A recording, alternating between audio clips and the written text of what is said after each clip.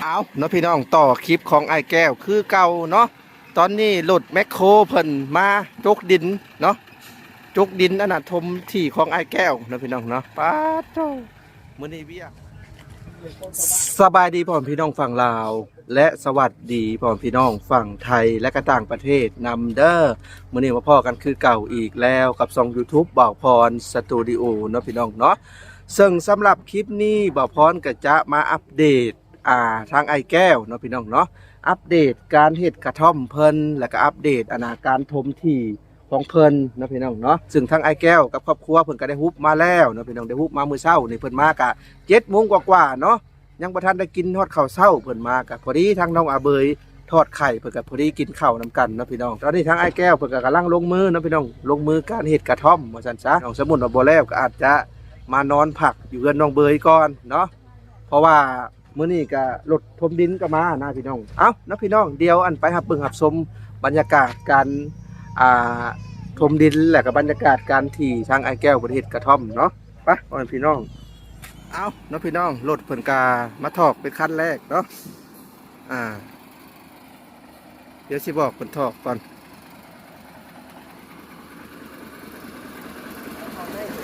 บ่บ่ได้บ่ถอกก่อนตัวนี้ก็ได้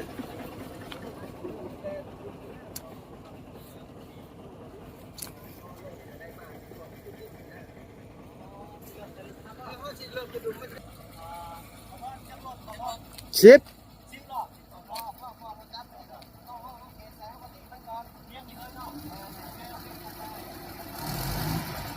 เก็บไม่เอานะนะพี่น้องรถแรกตัวนี้เนาะ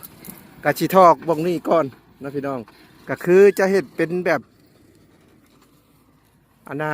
บ่อนตั้งเฮือนเพิ่นนั่นแหละ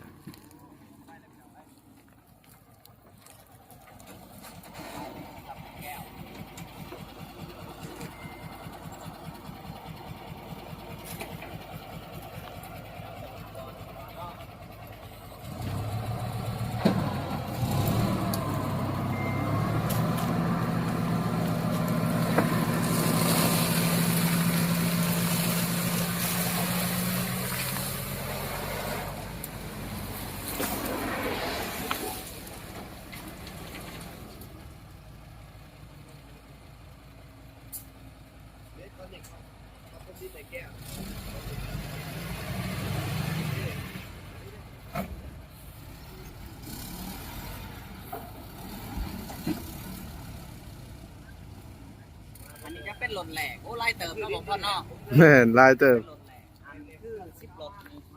โอ้ทางที่นี่แบบนี้บ่พ่อจะบอกให้แก้วคนไปเผาคุดคุ้มเพราะว่าคนพอกคนกระทุ่งให้เลยเหรอวะแม่นบอกจังหวะกระทุ่มคุ้มเองค่ะแม่คิดไปได้ดีใจนะเปิดเลยเอาเก็บไม้ออกไอ้แก้วเพราะว่าสิถมดินเนาะกะสิถมบ่ได้แม่นฮอดแดนในพี่น้องเอ้ยกะสิถมเป็นบางส่วนคือบ่อนใดจะตั้งเฮือนเพิ่นนี่ก็จะถมแบบถมพอดีบ่อนตั้งเฮือนกับตั้งกระท่อมซื่อๆกระท่อมนี่ก็สิกวาดเฉยๆไปเล็กน้อยซื่อๆแต่ว่าจะมาเน้นช่วงนี้หลายกว่าเนาะเพราะว่า10 รถนะพี่น้องจะเอาเป็น10 รถเพราะว่าดินน้องของน้องอาเบยนี่13 รถเด้ถ้าว่าสิถมแบบอันเบิดเขตแดนก็โยก็ต้องระดับ20 รถเนาะก็สิถมเป็นบางส่วนบลายกระจูดได้เนาะกระสิทมเป็นบางส่วนนะพี่น้องทมเป็นบางส่วนมาละเลาะท่านี้แหละ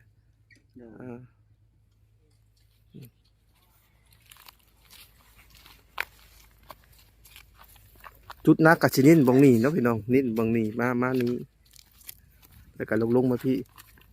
เพราะว่าบอลหันก็อาจจะบริเทยเข้าไปเนาะบทแดนน้องอาเบยดิ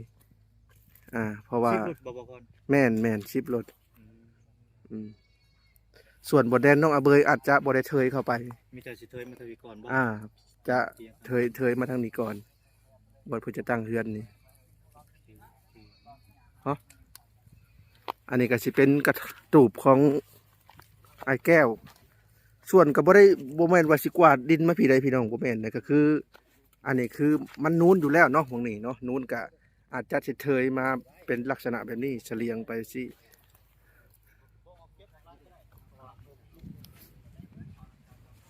เพิ่นกำลังขุดเนาะ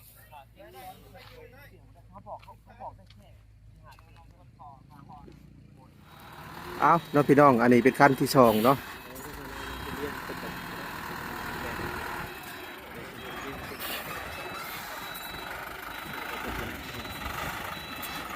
เป็นดินแดงเนาะแตกต่างกับดินหนองเบยดินหนองเบยจะเป็นดินดินแบบนี้แหละแจกดินแบบเป็นหนองเบยนี่เนาะพี่น้อง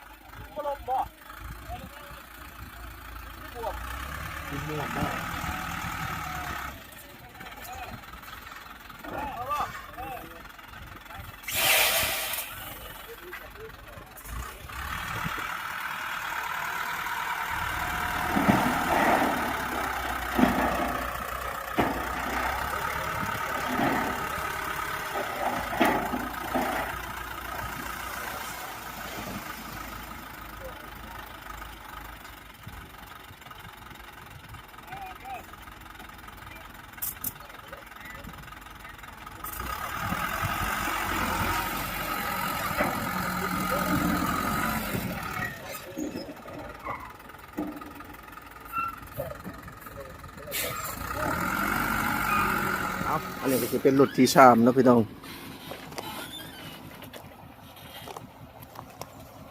ไล่เติมเนาะว่าพ่อเนาะ10รถเนาะลายลาย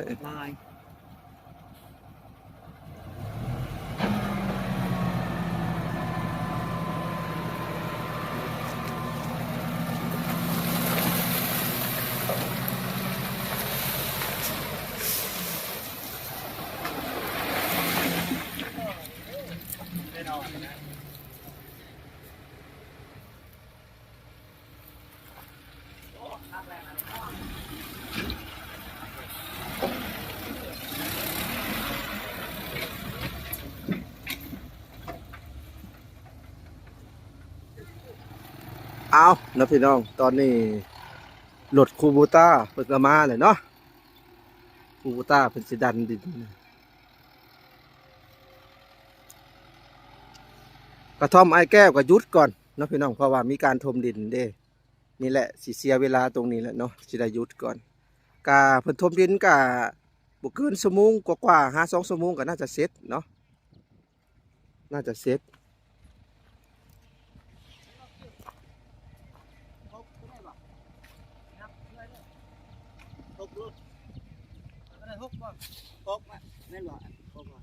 ฮะห้าได้หกแม่นแหละเขาก็ได้6 1 2 3 4 5 6ยังอีก4รถนะพี่น้องเอาเดี๋ยวเข้าไปเบิ่งใกล้ๆก่อนไอ้แก้วเพิ่นกาเก็บขี้ยุงขี้เหงื่อออกนะพี่น้องตู้สมเพิ่นอยากได้อะไรเนาะสมเพิ่นอยากได้อะไรนี่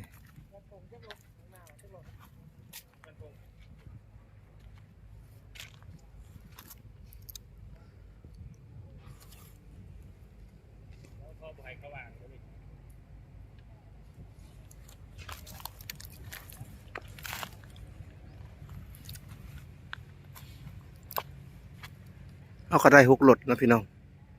ยังยัง4 รถถ้าว่าสิทมเบิดแดนของไอ้แก้วนี่ก็โยนะพี่น้อง20 รถขึ้นไป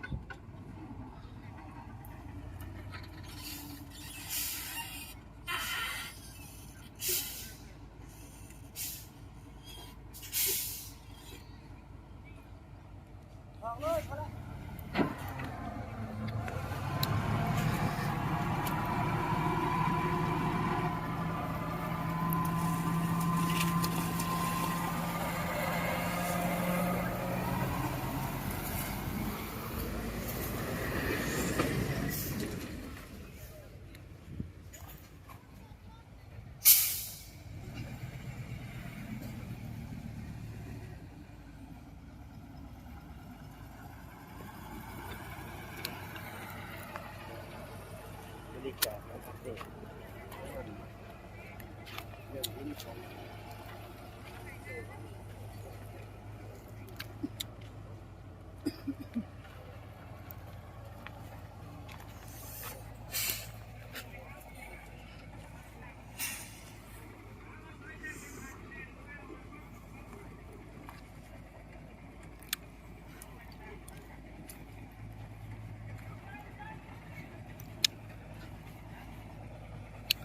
แต่ว่ารถเพิ่นอยู่ใกล้เนาะพี่น้องถ้าแม่น10รถนี่เบิดบ้านนี่เอา10รถนี่เพิ่นบ่มาเฮ็ดให้ได้พี่น้องอันนี้คือรถเพิ่นอยู่ใกล้คือบ้านมาพอนี่ต้องได้3-40รถเขาจังมาจกทีเดียวเด้อันนี้คือรถเพิ่นอยู่ในหมู่บ้านนี่เลยก็เลยเพิ่นได้มาจกให้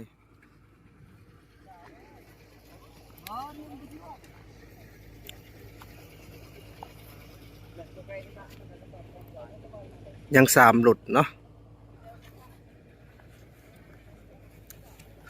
ก็สิได้เพียงบ่งนี้นะพี่น้องก็สิได้10เซิร์ฟไปพวกนั้นใส่บ่งนี้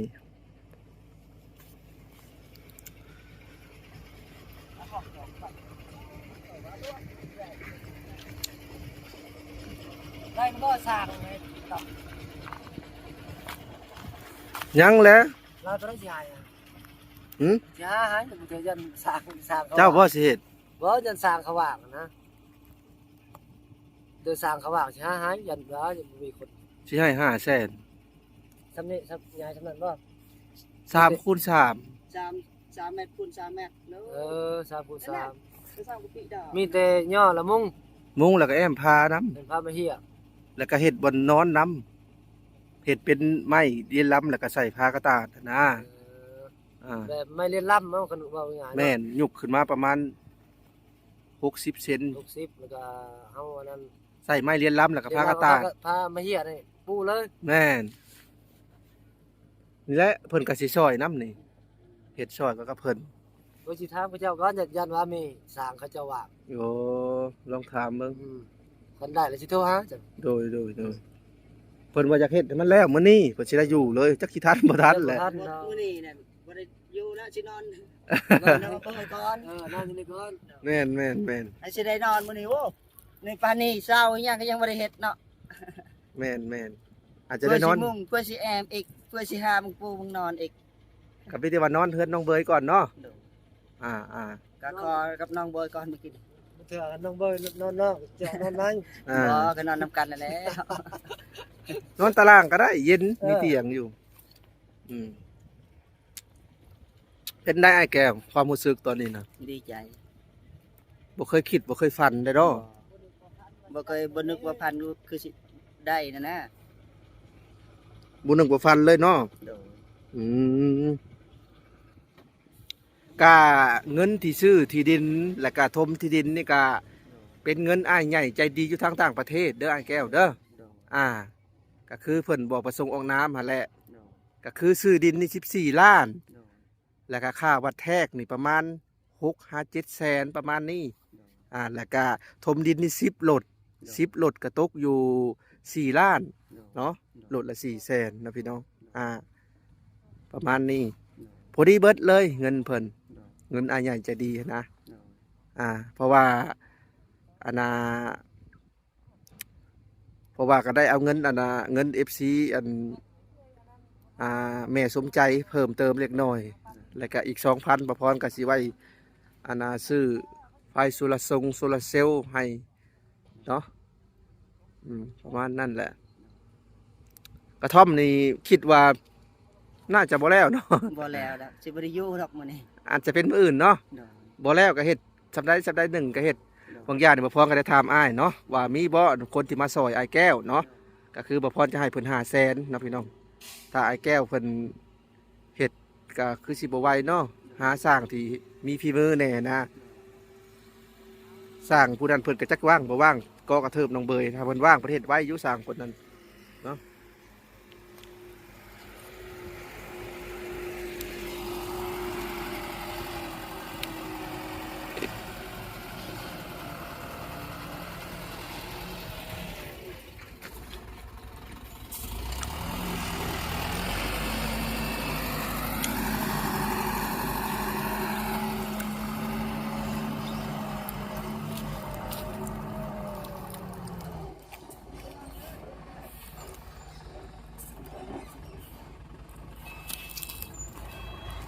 กระทมเอาบางส่วนเนาะพี่น้องเอ้ยเป็นบางส่วน เพราะว่าเอาไว้เฉพาะเห็ดเฮือนใหม่ให้เพิ่นแล้วก็ปลูกกระท่อมนั่นแหละกระส่วนทางหลังนี่ก็คือบริทมเนาะพี่น้องเนาะก็คืองบเบิดซำนี้นะถ้าสิไปทมแบบว่าอาณา15 เมตรคูณ18โยนะพี่น้องระดับ20 กว่าหลดถ้าสิให้เต็มหมักอะไรแบบเพียงปิดก็25 หลดคือน้องเบยนี่13 หลดก็ยังบ่ปานได้กระท่อมน้องเบยก็ลุดลงอยู่น้องเบยรับ16 17 หลดจังสีเพียงกัน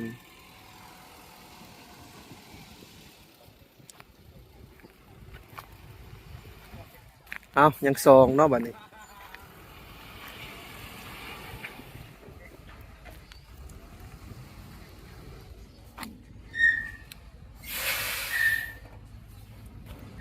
โอ้ทางไอ้แก้วก็ได้เก็บขี้ยงขี้เหงื่อออก1 2 3 4 5 6 7 8ในอีก2 หลดต่อ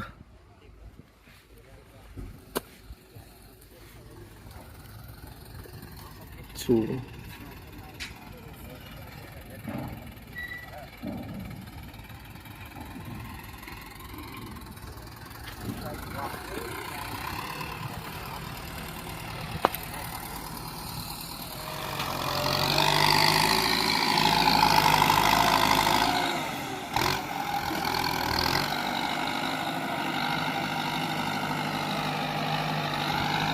10 หลดบ่ได้หลายบ่ได้เด้อพี่น้องกับพอดีเพียงกับหน้าทางเล็กน้อย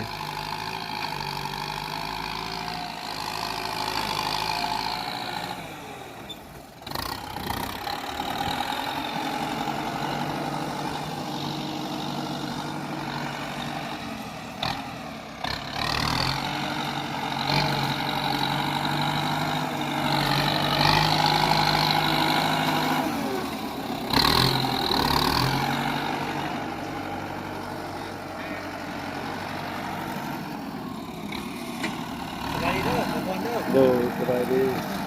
ให้จอดเลยบ่พ่อรู้ได้ไหน กับบ่จอดไปได้ล่ะประมาณนี้ล่ะ สมองก็เลยตอนนี้ ให้มันเสมอกัน จะมันม่วงลงจะมันบวมอีกเนาะ แน่เลย จำอีก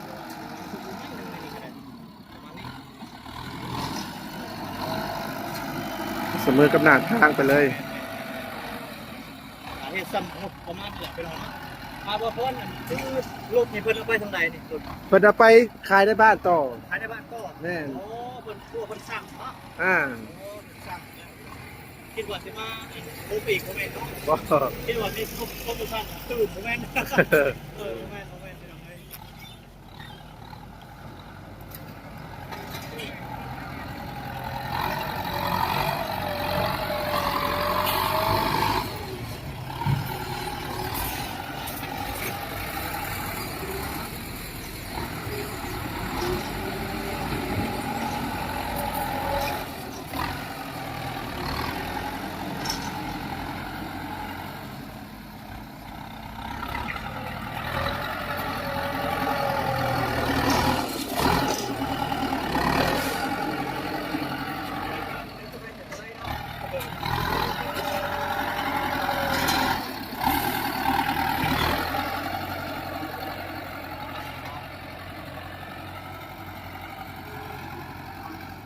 เปรี้ยว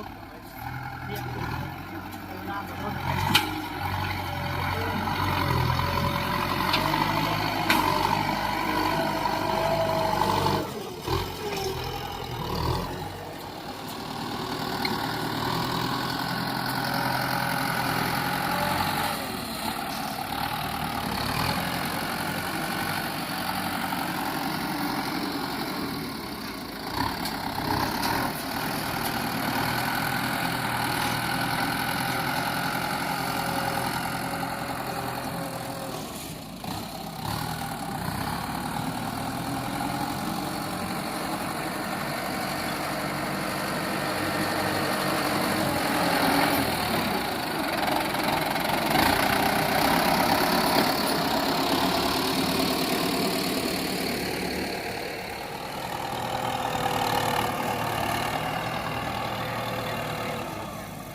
โย่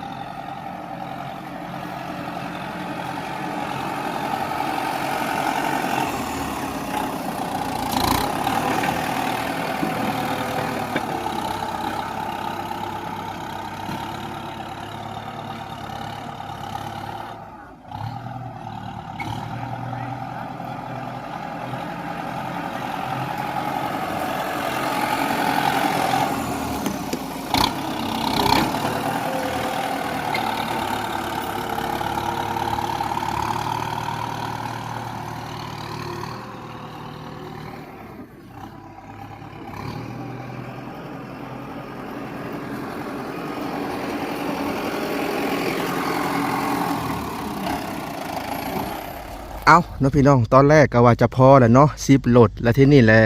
มีสายโทรเข้ามาอีกเนาะพี่น้องเนาะก็คือทางแม่ตู้อยู่ทาง USA เนาะเพิ่นก็ได้เพิ่นว่าอยากทมให้ทางไอ้แก้วอีกเพิ่นว่าเนาะเพิ่นก็ได้ถามทางบ่ล่าว่าจักรถทีแรกบ่พรคิดว่า